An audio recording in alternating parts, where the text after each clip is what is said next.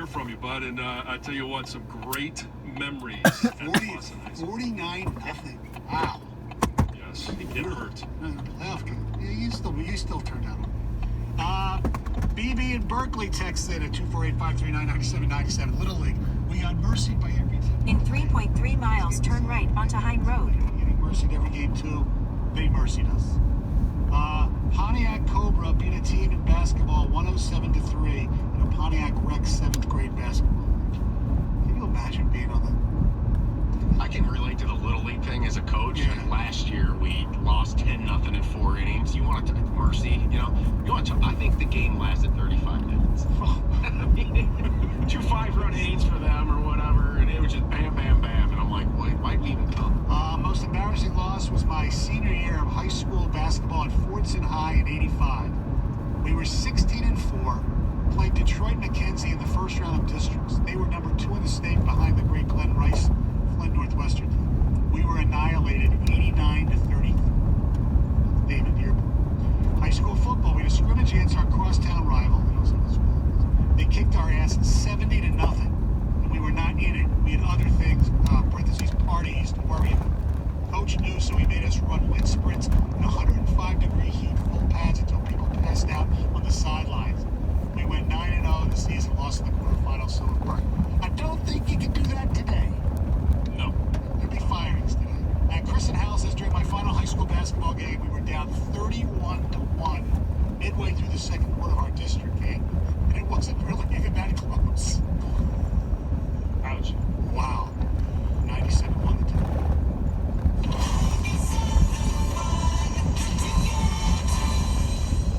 Last year, 97 won the ticket student heart check program detected over 150 student athletes who needed a follow-up with a cardiologist to ensure they have a healthy heart. Make time to have your child checked. Contact the Ernst Cardiovascular Center at Beaumont Hospital in Royal Oak. WXYT FM and WXYT HD1 Detroit. A radio.com sports station. Sports headlines all day, every day. From the Sold by Moxie Sports Desk, this is 97.1 The Ticket. Brought to you by Power Home Solar. Let's start with the NFL as the Kansas City Chiefs open up defense of their Super Bowl title with a 34-20 win last night over the Houston Texans. In his first ever NFL game, running back Clyde Edwards-Helaire was outstanding. He rumbles for 138 yards and a touchdown, a performance that didn't surprise Chiefs quarterback Patrick Mahomes. I thought the offensive line did a great job of giving him holes to run through, and he hit it every single time. And so he's going to keep getting better. It's another weapon I kind of have in this offense, and we're going to keep doing whatever we can to keep moving the ball and scoring touchdowns. As for the Lions, a sore hamstring would keep wide receiver Kenny Golladay from practicing yesterday, according to the team's official injury report. His status for Sunday's game will be determined by team officials later today. The Tigers would earn a split of a doubleheader played yesterday in St. Louis, beating the Cardinals in Game 2 6-3 after dropping the opener 12-2. It was a rough outing in Game 1 for rookie Tarek Skubal. He would give up 6 runs in just 2 innings of work. There was just one game in the Stanley Cup playoffs last night. Dallas needed overtime to beat Vegas 3-2 in Game 3 of the NHL's Western Conference Finals. Over in the NBA playoffs last night, the Lakers knock off Houston 110-100 to take a 3-1 lead in that second-round series. Officials at Western Michigan announced in a release yesterday that workouts have been suspended indefinitely after 9 athletes across 4 different sports recently tested positive for COVID-19. At the Ticket Update Desk, I'm Tony Ortiz. For more, stay tuned to 97.1 The Ticket and radio.com.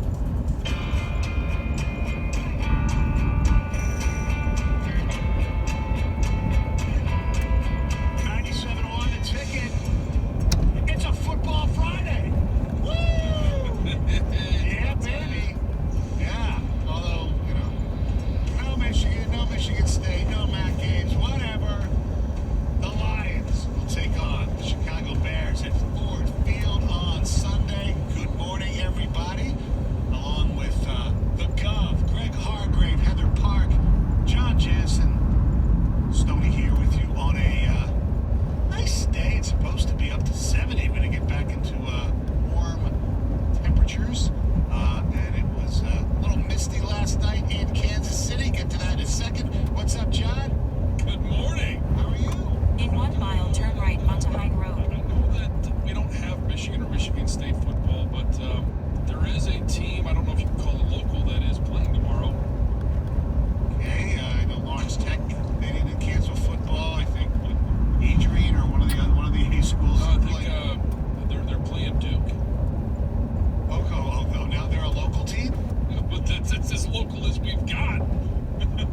Hey, come on. Who was closer? As far as As a team that's playing football on college football Saturdays. a Division One. Yeah, I guess Notre Dame probably would be the closest. How far South Bend from here?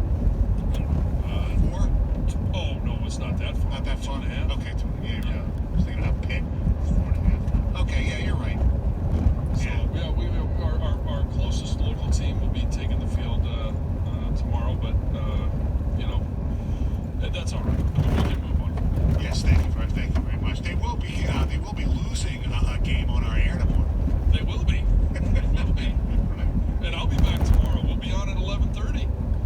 The pregame show starts at 11:30, and Michigan will face Notre Dame in the Wayback Machine 1991 Michigan Football Classics. Right. Are you really doing a pregame? Yeah, we're doing a pregame, halftime, postgame. Wow. I mean, tune in. Don't miss it. It's must-listen radio. Cool. You gonna have like Elvis on and things like that? We will have Desmond is going to join us, and Eric Anderson. So we've got a Heisman Trophy winner and a Butkus Award winner. Will be stopping by tomorrow.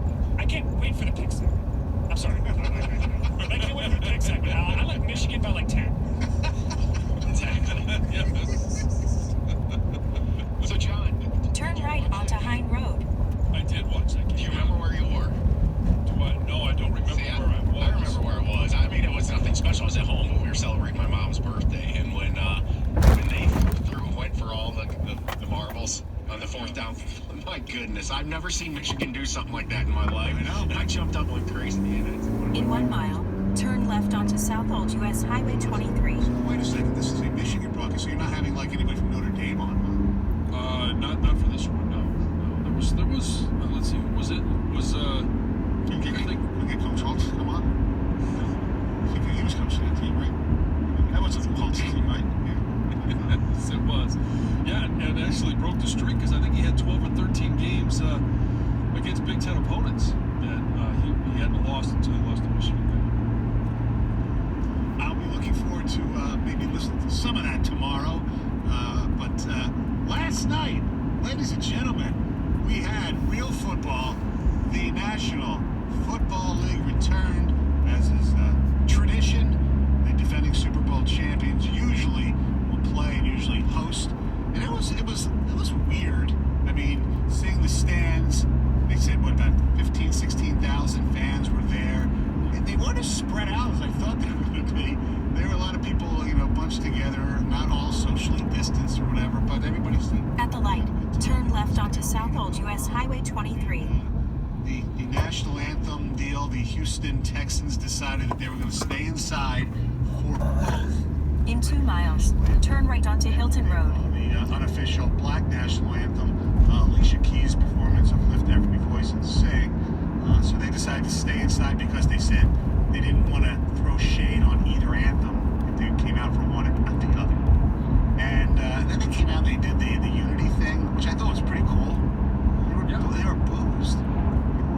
Now, I don't know if it was a residue from when the Texans came on the field and the fans were still booing, but I think there were some people that didn't like what they saw on the football field. Although it was, after that, it was pretty low key. I guess what Okafor, who I think was the guy who was kneeling, he knelt. He was the only one that they showed on the Chiefs. It was fine. On the back of their helmets they had people's names. But it wasn't.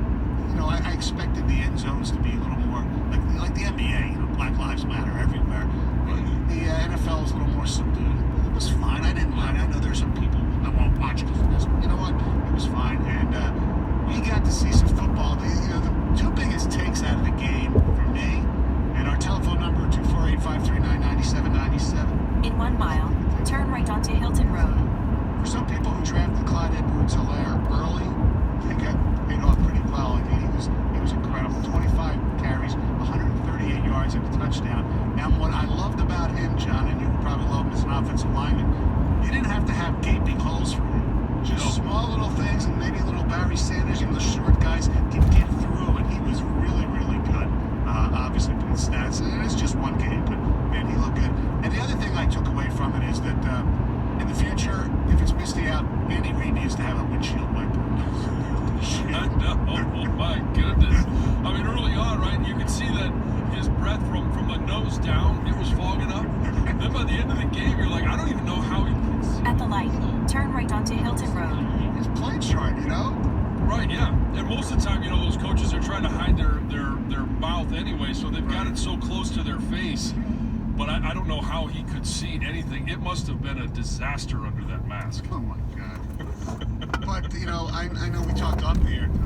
In 1.9 miles, turn left onto Grand River Road. Obviously, Kansas City had the touchdown taken away on their replay. That was a process call, basically. And then Houston came down and scored. All right, we got a game. And then Kansas City just took over. Mahomes is just 24 32, 200. Only 211 yards. They didn't throw deep a lot. Well, when you have a running back go for 138, well, you don't need exactly. You were up big.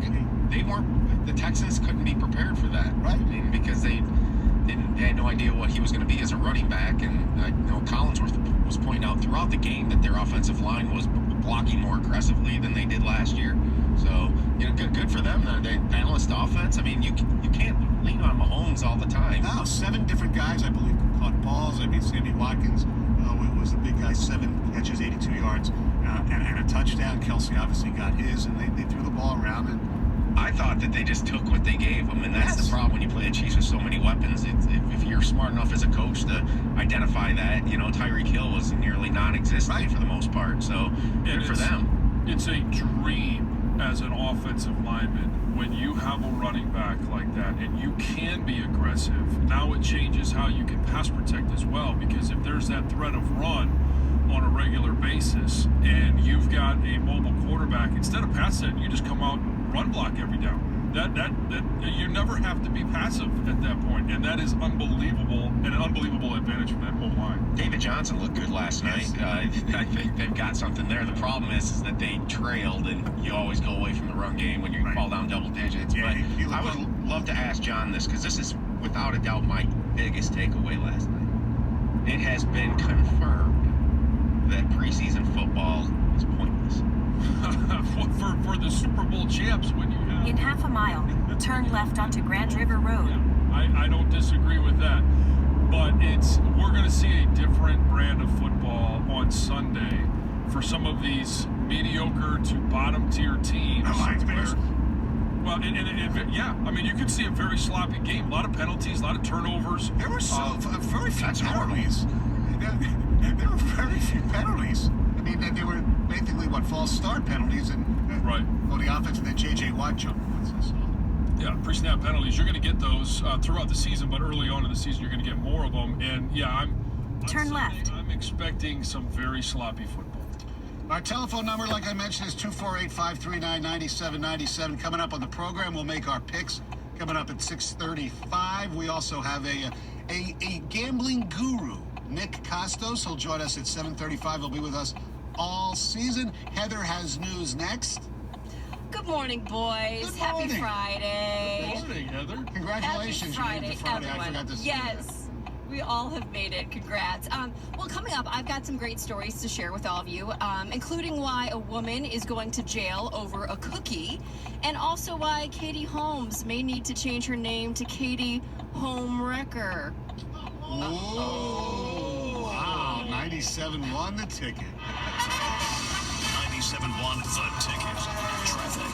From the WWJ AM 950 Traffic Center, it's a typical quiet start on the roads this morning, and 59 drivers are moving along without issue from I-75 out to 94. Same thing goes for the Southfield Freeway, both directions between 94 and M10. Also 96 Jeffries, east and westbound between 275 and the Davison. I'm Michelle Pena with traffic.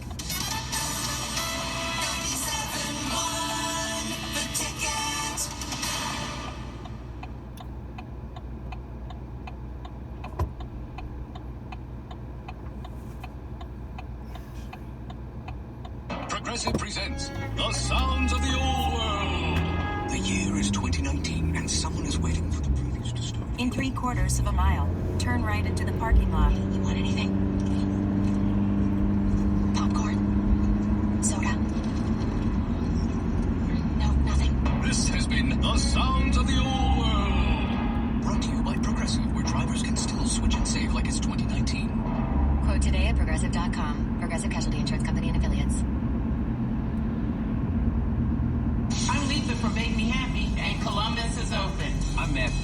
Bell Bar and Grill, and Cleveland is open. Business owners are doing more than reopening their doors. They're helping reopen America. I'm Susan from Premier Manufacturing, and Chicago is open. Huntington is one of the top small business lenders in the country for a reason. Small business drives America. They've given us everything they've got, so let's show them our support. I'm Joe Bolden from Welch's Barbecue. Turn right into the parking lot.